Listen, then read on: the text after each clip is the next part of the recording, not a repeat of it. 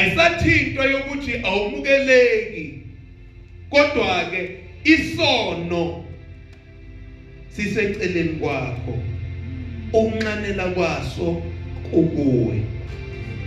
Amen bazalwane. Amen. Ithi lento enhlizweni yami ke, yini inkosi into ekhuluphalisiwe, haleluya, Amen. neyizibulo empilweni yomuntu. Ngoba ngokufunda kwethu kuzwakala ngathi uNkulunkulu ufuna lento eyizibulo nekhuluphalisiwe. Amen. Okusho ukuthi into ekhethekile esezingeni eliphezulu ngokokumisa komuntu. Amen bazalwane. Amen. Haleluya. Amen. Mangathi siyabuza nje khona mhlawumbe ongathi hayi ifoni yami, kodwa ifoni mayingekho vele kubonakala ukuthi nayo ifoni kahle kahle akuyona lento ekhuluphalisiwe empilweni yakhe. Amen bazalwane. Amen. Haleluya. Kodwa into umuntu okuyiyona ebaluleke kakhulu ukuphila kwakhe. Haleluya. Noma ungaletha wophi umnikelo kuNkulunkulu, awukho umnikelo uNkulunkulu awuthokozela njengeqobo lwakho. Amen bazalwane. Amen. Haleluya. Amen.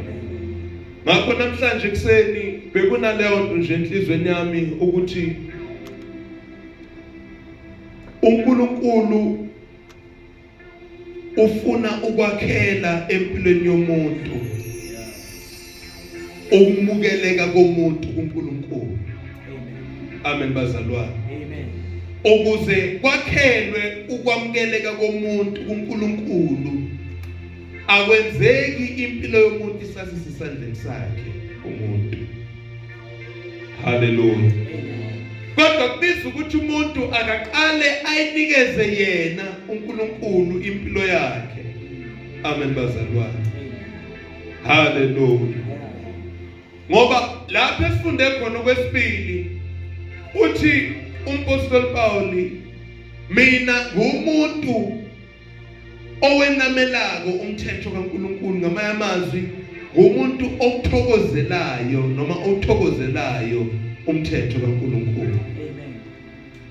Athi kodwa ke kukhona into engiyitholayo ukuthi emalungeni ami kunomunye umthetho noma kunenye into ephikisana nokuthanda kwami. Haleluya. Amen. Lapho siqale khona ngenhla ithi lokhu engikuthandayo angikwenzi, kodwa lokhu engingakuthandi ikhona engigcine sengithola ngikwenza. Amen bazalwane. Amen. Haleluya. Amen. Ngoba umuntu uma ngabe efika emhlabeni wayengazi lutho ngaphandle komthetho kaNkulunkulu, ayikho enye into ayekwazi ukuyenza ngaphandle kwalento uNkulunkulu ayemfundise yona. Haleluya.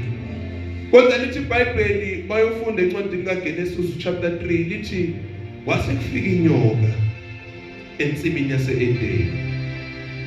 Mawuqala nje kuverse 1 iyachaza ukuthi inyoka yayinjani. Lithi inyoka yayiqili, yayingumkhohlisi.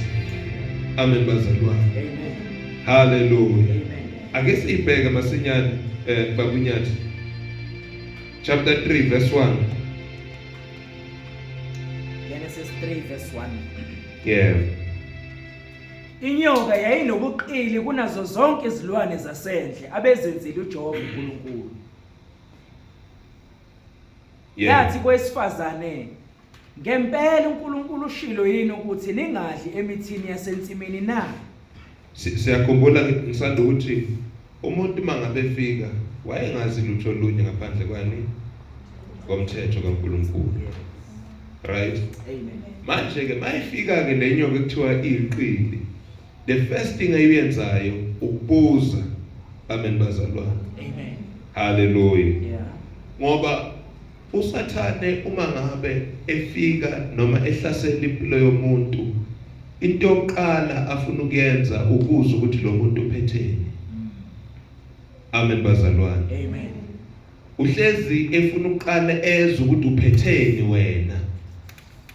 Hallelujah. Amen. Mase zwile ukuthi wena uphetheni, qhubeka babunyathi sizwe ukuthi bese wenze njani. Owesifazane wathi enyokeni, singadli izithelo zemithi yasensimini. Yeah.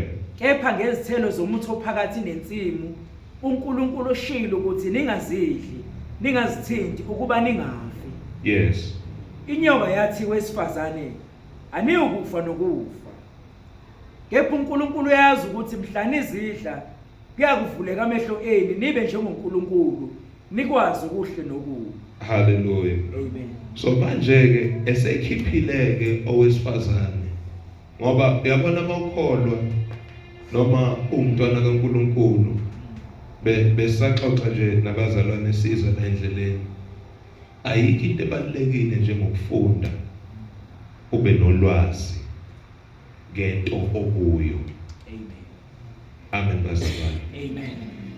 Ngoba uma ungenalo ulwazi noma ulwazi lwakho lushoda maqondana nalento okuyo, yilapho usathana qala kubambe khona. Yeah. Uma ebuza owesifazane